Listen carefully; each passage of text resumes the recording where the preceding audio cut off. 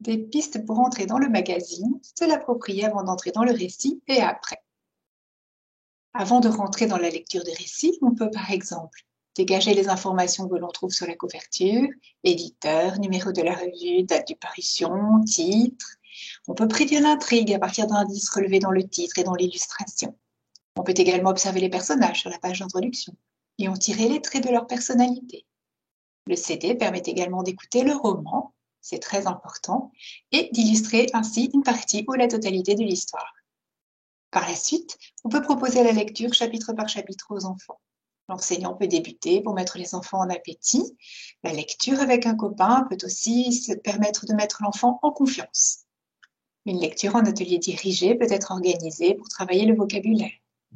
On peut aussi prédire ce qui va se passer au chapitre suivant en relevant des indices. Bien évidemment, on vérifie la compréhension. On peut ensuite parcourir d'autres rubriques avec l'ensemble de la classe. L'info de Zoé pour faire le parallèle entre le roman et la vie réelle. Chaque enfant peut la présenter à tour de rôle. Le petit dico qui permet de classer les mots par ordre alphabétique, les rechercher dans la revue, comparer avec un vrai dictionnaire. On peut aussi alimenter le dico avec les mots propres des enfants. Vous trouverez aussi une fiche pour l'élève qui permet de garder une trace de la lecture. Vous pouvez utiliser cette fiche universelle avec chaque numéro de mes premiers J'aime lire, et ceci en 4 temps. Le premier temps, j'observe ma revue. Ce premier temps permet à l'enfant de retrouver les informations importantes, de donner ses premières impressions et de s'orienter dans la revue à l'aide du 4e de couverture.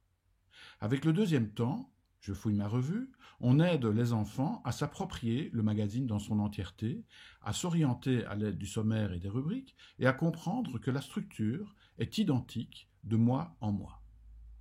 On peut leur proposer de relever au moins un nouveau mot rencontré lors de la lecture. C'est le moment d'entrer dans le roman, de relever le nom de l'auteur et des personnages.